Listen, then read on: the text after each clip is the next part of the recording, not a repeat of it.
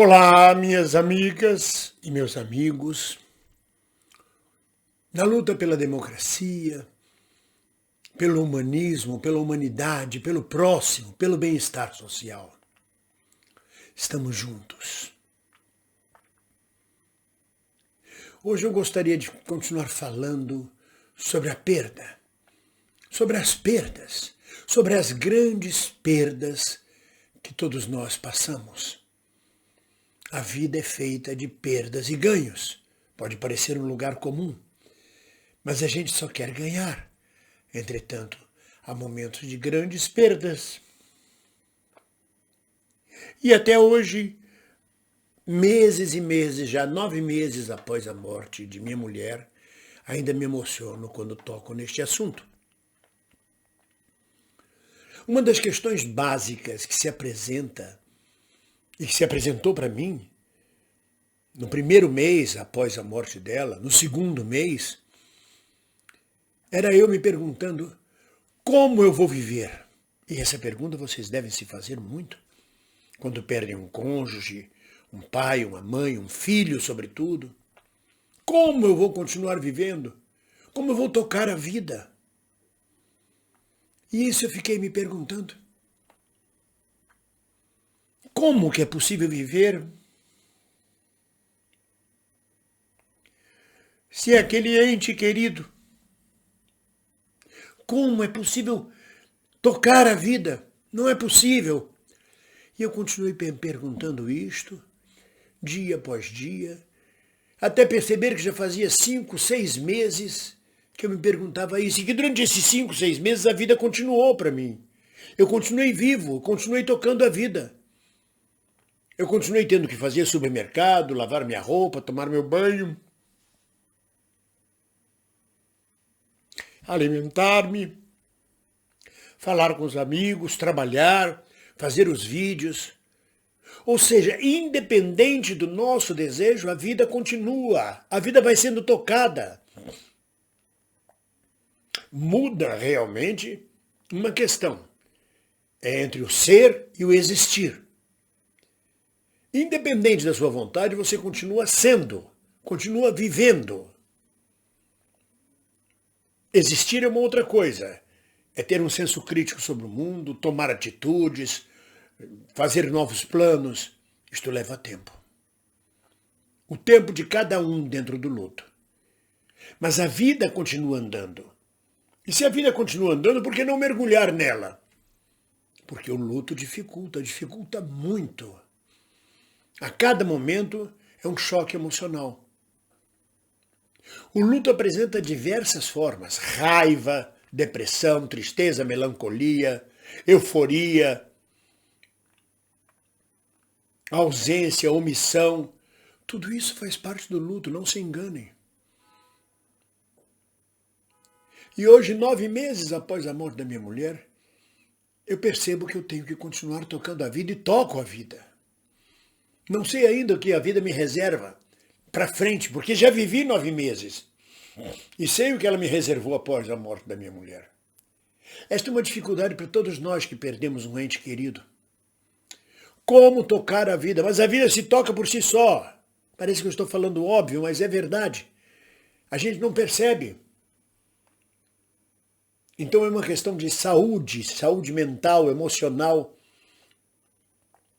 Quanto mais a gente puder viver a vida e ocupar o espaço preenchido pela ausência do ente querido, não ocupar com outra pessoa, não estou falando disso, não, porque isso não se ocupa. Eu estou falando em erotismo, em querer continuar vivo, em ter a obrigação de viver e de executar suas tarefas. Quanto mais nos dedicarmos a isso,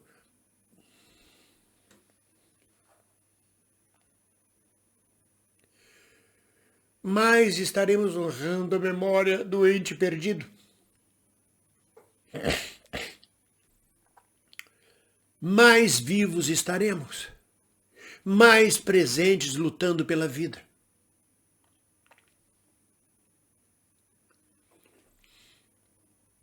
E há um outro ponto muito interessante observar, curioso no luto, que são os objetos do ente perdido.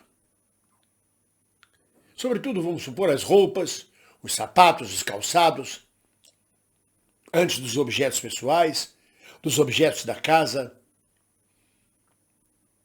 Algumas pessoas conseguem, logo no primeiro momento, se desfazer das roupas. Colocar tudo numa sacola, numa mala e fazer uma doação. Outras eu conheço, tem 1 ano que deixam as roupas do ente perdido no guarda-roupa, não conseguem tocar.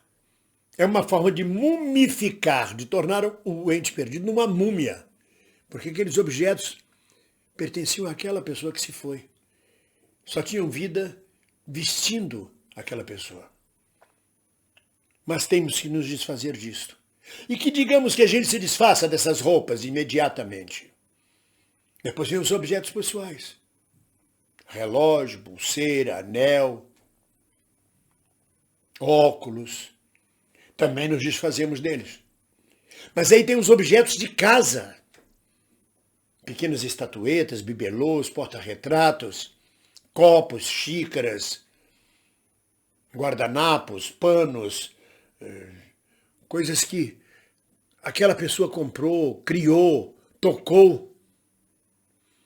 E alguns deles você não sabe como fazer, como se desfazer. Você não pode se desfazer de uma casa inteira porque a pessoa faleceu. Tem que conviver com aqueles objetos. Mas eles precisam ser substituídos com o passar do tempo. Não adianta tomar a atitude de vou me desfazer de tudo para evitar lembrança. A lembrança que a gente carrega dentro de si. Às vezes, você pega uma xícara no armário, uma xícara inocente que está lá pousada, e lembra que aquela xícara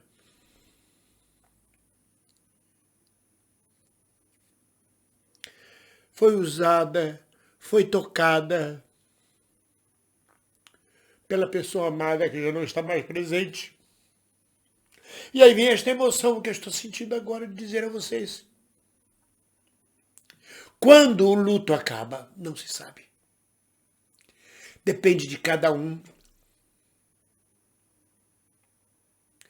Depende das condições interiores e exteriores de diversos fatores.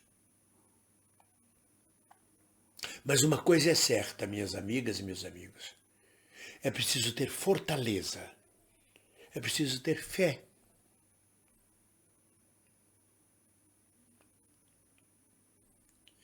Para viver no luto. Para conviver com as pessoas próximas, com as pessoas em volta. Para não incomodar os outros, vitimizando-se. É preciso um certo teatro. E esse teatro é a vida. Mesmo no luto, como dizia Drummond, a vida. Chega um tempo em que a vida é uma ordem. A vida. Espero estar podendo ajudar os companheiros e as companheiras, dividindo minha experiência. Permitindo que se identifiquem com seus momentos, com as dificuldades que já passaram ou que estão passando. Mas enquanto pensamos como eu vou tocar a vida continua sendo tocada. É isso que eu quis lembrar a todos vocês. Vamos juntos. Na tristeza e na alegria. Ninguém solta a mão de ninguém. Um abraço.